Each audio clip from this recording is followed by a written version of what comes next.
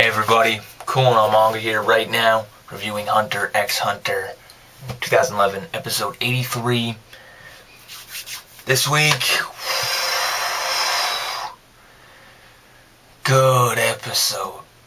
Intense for some parts, and beautiful for others, just overall a damn good episode, okay?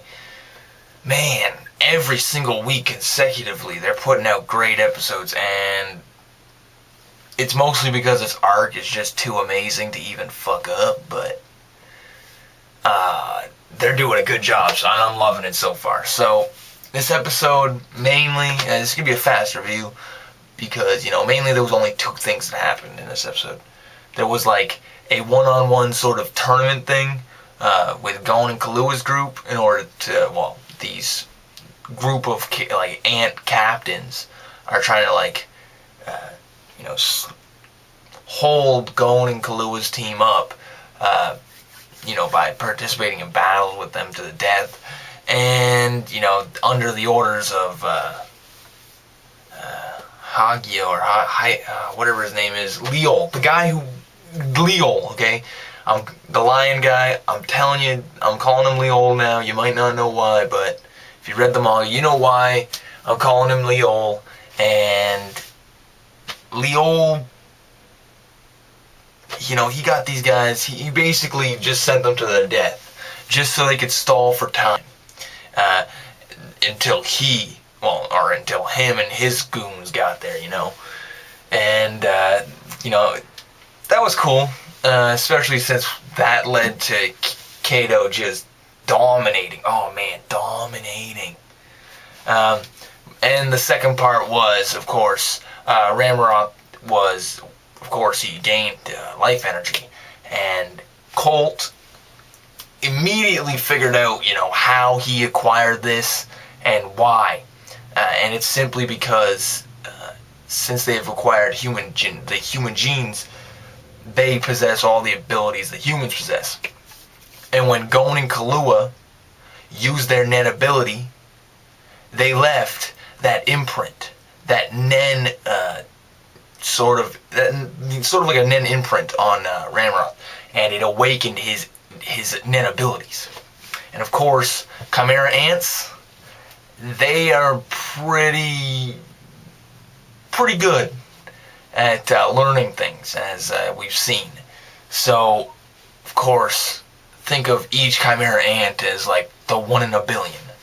Think of them as that 1 in a billion that has the ability to learn anything in a second, like prodigies basically. Like every single ant, captain and above, prodigies. They can learn oh man, it's insane. So Colt, he decides that he wants to take a punch. Colt decides he wants to take a punch to the face with this life energy used to power the punch. And of course, Ragnarok, he really doesn't like Colt right now, so he agrees. And he gives Colt, one of the most devastating punches.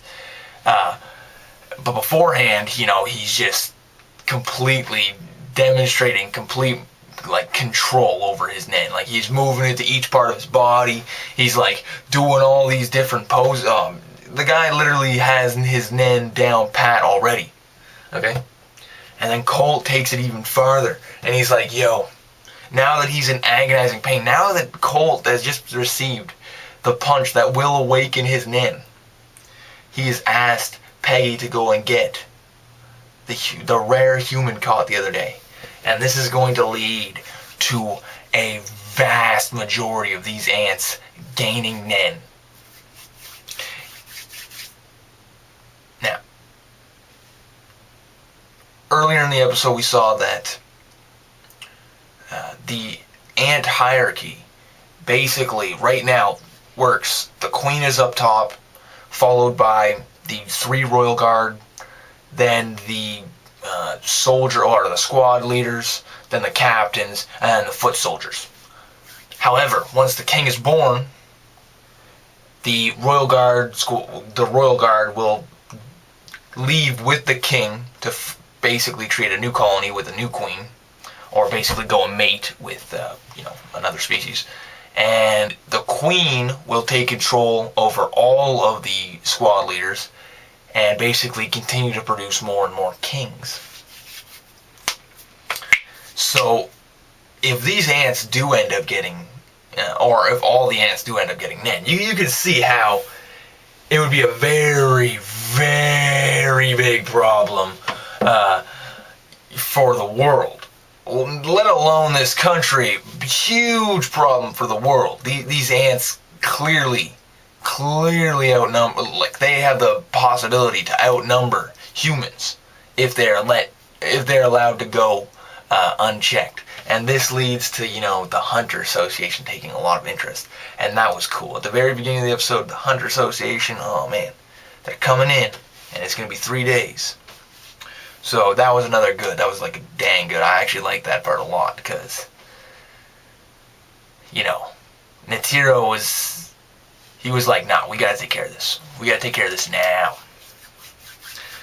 But of course, the main attraction of this episode was the basically one-on-one death match between Gon and one of the Chimerians, Kahlua, one of the Chimerians, and Kato and like 40 Chimera ants all at once. So this part, there was certain parts I liked, certain parts I didn't. The beginning of it with Gon, it was good, of course, but it wasn't my favorite part of the episode.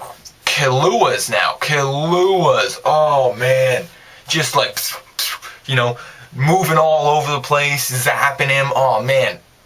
Kahlua was showcasing some fancy footwork, and it was nice to see. Like, this was dope. And then, of course, Kato just comes in there with the scythe, and oh man, oh my god. It was just beautiful, man. Another part that I liked during this battle scene was when Kato was sensing all the aura in the area. He kept on feeling this anxiety, and it poured over him, and it was awesome how he felt this, like, anxiety pouring over him in life energy, and it was just like this red cloud just pouring over the entire area. And now this is not just Kato worrying for nothing. No. He is sensing something.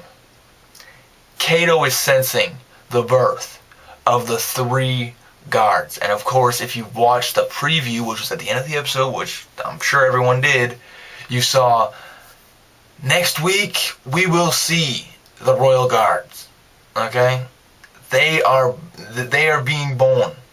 Okay? They are about to be let loose. And let me just tell you, they are gonna fuck shit up, and it's gonna be awesome. So, this episode for me, it was damn good. I'm not gonna give it a great, but it was good. The beginning was really good. Kato, awesome, and of course Colt. Colt's always cool, always. So yeah, that was good. Overall, I really like this episode. Anyways, cooling on manga here. Rate, comment, subscribe. You guys know the drill. Peace.